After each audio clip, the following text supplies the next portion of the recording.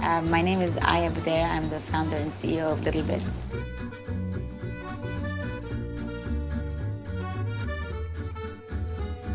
We make an electronic library of modules that snap together with magnets for prototyping, for learning, and for fun.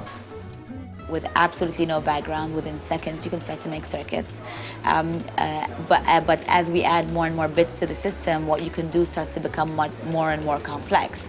We've had people that have prototyped entire interactive spaces where you have different logic and different sensors that are activated, and timing functions and decisions and inversion, and you're able to create things that are complex. Right now, we have about 40 bits on the market. By end of next month, we'll have about 60. And by that time, you'll start to be able to do, 70–80% of what you could do with a lot of other microcontroller platforms. That being said, there is a point where you decide you want to program and you want to connect to a computer and you want to write your own code. And that is a place where you would graduate out of LittleBits into something else. And also we are developing some products that are programmable as well. So that's where those come into play.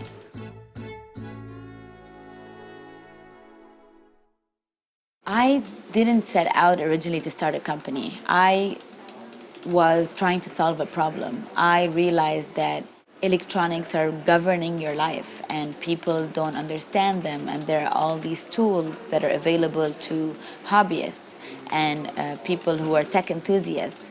But what if you don't know that you want to learn electronics? Or what if you don't want to go through this steep learning curve? We have to be able to speak to the wider crowd, to people that are not necessarily sold on the idea that they have to understand how to wire a circuit or how to make something move. So the way to achieve that mission was to make the product. And the best way to make the product is to start the company. I started the company as a means to an end. One of the things that I'm really happy about is I didn't start the company until the product was finished, and I raised money essentially to place an order with a factory.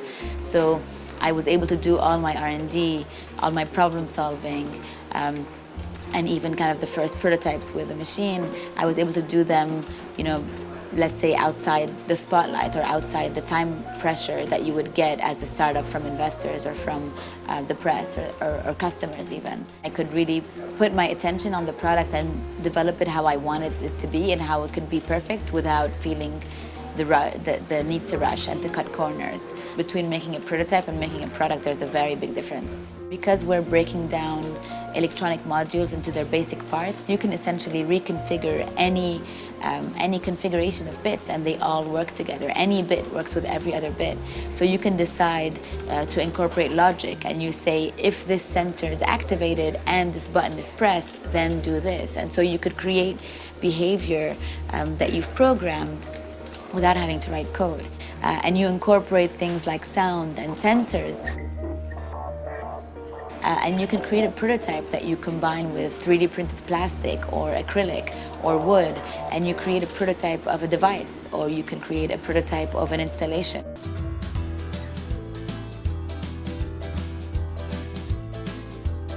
We have water cooler issues all the time. I don't know why. It's the simplest thing that we're constantly struggling with. So our design intern decided to solve it himself. So he created a little contraption with a laser cut acrylic piece that's attached to a timeout and a button and a servo. So when you press the button, the timeout activates the servo. The servo lowers the arm of the acrylic piece to press the button.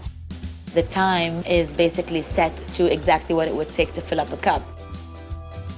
Being an engineer absolutely affects the way you look at the world. Everything around you is a problem to be solved, problem waiting to be solved, problem that has been solved incorrectly, a problem that you obsess with, or opportunity for an invention. I love that. I think it's really great, and it's important, and it's empowering. And we want to give that power to everyone, not just engineers. You don't have to want to be an engineer or work in engineering or go through 6 years of engineering to solve a water cooler problem, or to make a little magical, animated puppet for your desk, or to make a little toy for your kid, or to make, just any random thing that moves.